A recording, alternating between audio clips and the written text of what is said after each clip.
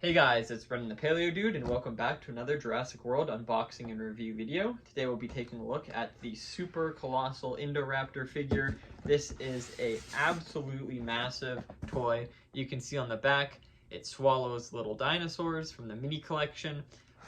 It says it is 39 inches long, and yeah, you can fit quite a few of the little minis in there. It swallows and stores up to 20 minis. We're going to test that out and see if it fits even more than that. And on the back of the box, it has a lineup. One of the previous lineups of the minis, the one featuring the Lystrosaurus and the Proceratops. So that's pretty cool. But let's dig right in. So this one's kind of funky box art piece on the front because the leg right here is super close to the arm, so it makes it look a little off. And obviously the figure itself is not going to have the leg that close. They definitely had to do that, I guess, for space reasons, but now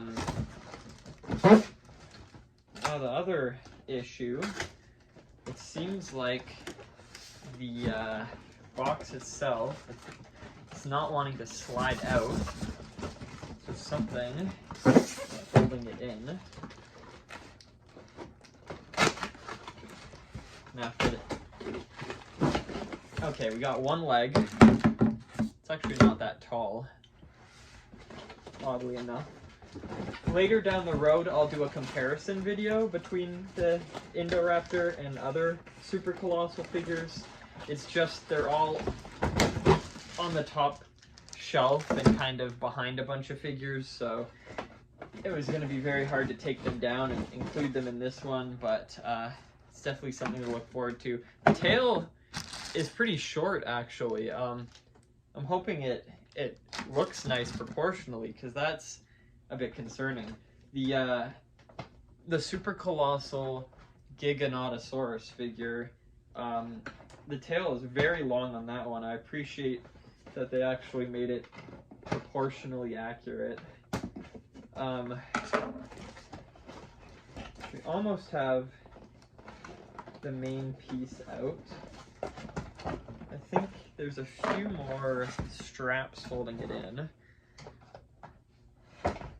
One and two. And hopefully that's it, and we can free it.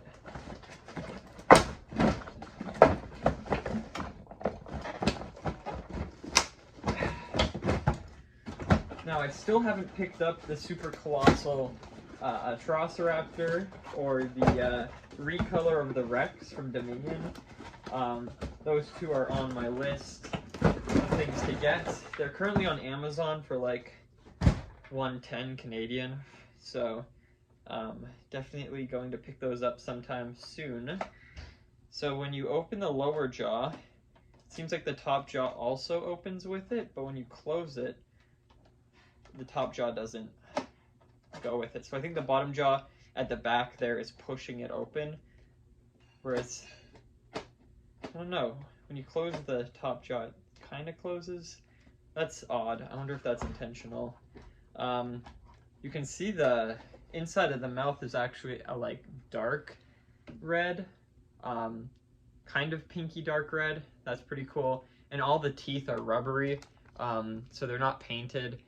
I think a few of the figures in the past we've seen, like the first Rexes, Blue, and the Indominus Rex have painted teeth.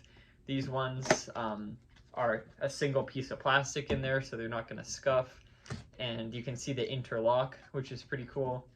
And there's some really nice facial details. The quills on the back of the head are rubbery. Same with the back of the body there. They're all rubbery, so you can move them around. And the wrists have rotation too, which is really nice. That like thumb for grabbing things. And they can go forward and back. They've got kind of like a locking system in there that puts them into different positions. Can hear it a lot more on this arm than this one. Kind of weird. Okay, but the arms are pretty long. That's nice. let's stick the legs on and see how it looks, and then get the tail on there. I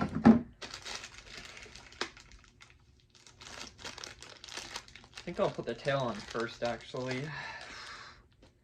This bag's pretty tricky.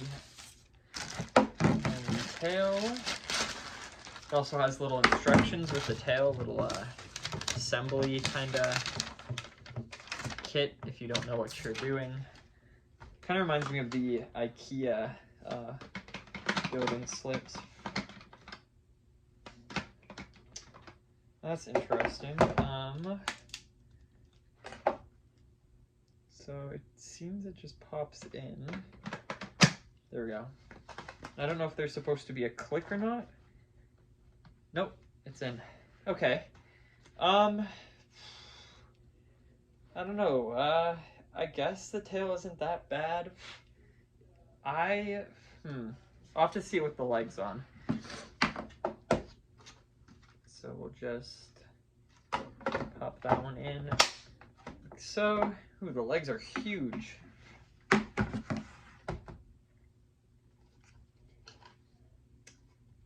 Oh, this seems to be an issue. Oh, I had the foot rotated the wrong way. All right, so there it is. Oh my goodness, it's massive.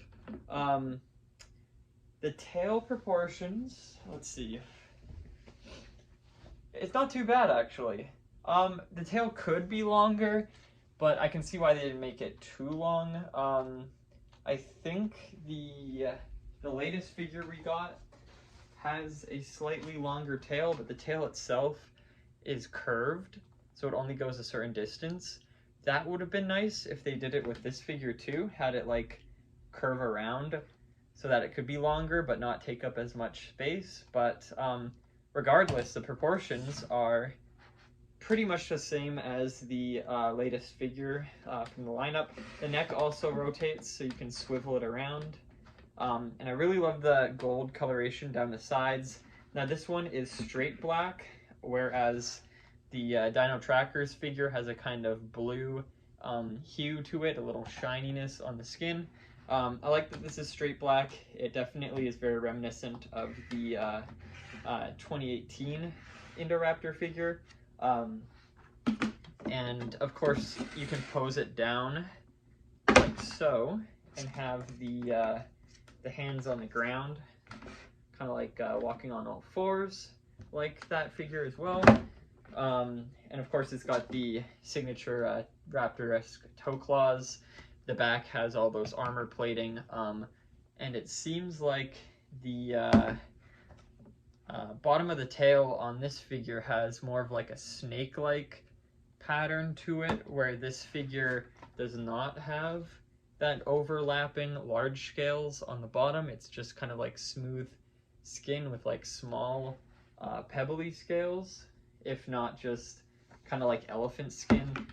So that's kind of interesting that they decided to not add that to this figure. But of course, I'm glad that they got the quills on the back of the neck and the back by the legs there on the hips.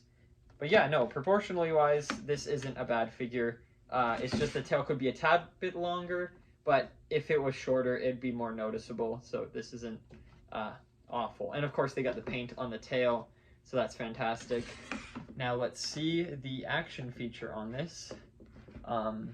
So 20 dinosaurs. Let's go, or 20 minis rather. 1, 2, 3, 4, 5, 6, 7, 8, 9, 10, 11, 12, 13, 14, 15, 16, 17, 18, 19, 20. Okay, let's see if they fit in. So I'll actually pose it up so it has an easier time swallowing these guys. I'm not sure if I did a video before on, like, I think the Carnotaurus and how many figures it could fit in it. These ones are a lot smaller than they used to be. The new minis are, you know, some of them vary. Like, you got like the really small ones and then the larger ones. So I guess it just depends. It varies for this lineup, but back in 2018, 19, and 2020, these figures were all the same size. So I think this one could fit a little more depending on the size. Oh, I'm actually almost done. And kind of shake it a bit. Yep, definitely fits 20. I got 2 more, so 22. And easily. I'm gonna look in the neck. I cannot see any of them. So it definitely fits more than 20 figures. The packaging said up to 20 figures, but I actually want to test if it can fit 50. That might be a stretch, but I'll do another video and we'll just be feeding this guy and seeing how many minis fit inside. The last feature on it is the fact that you can just rip open the stomach and get the minis out from there. And it's a little tricky. You gotta like pull them out because they're like, you know, not static shapes. There we go. Kind of feels like an operation. And this feature is very reminiscent of the Gulper T-Rex from the 1997 Lost World lineup. I think that's it. So there we go. Give it one more shake. Nope, we got them all. So this figure is fantastic. I definitely recommend picking it up. It's got great details. The proportions are really nice, and it looks great on the shelf or in photography. And it doesn't really scale well with Amber Collection, obviously, or any other figures, but nonetheless, it's a great display piece and can hold your mini dinosaurs if you don't have places to put those. So yeah, I love it. Definitely one of my favorite super colossal figures. So I hope you guys enjoyed this video, and be sure to check out my previous videos. I've been doing a few unboxings, and stay tuned for later videos. Definitely subscribe if you haven't already, and I'll see you all in the next one. Bye-bye.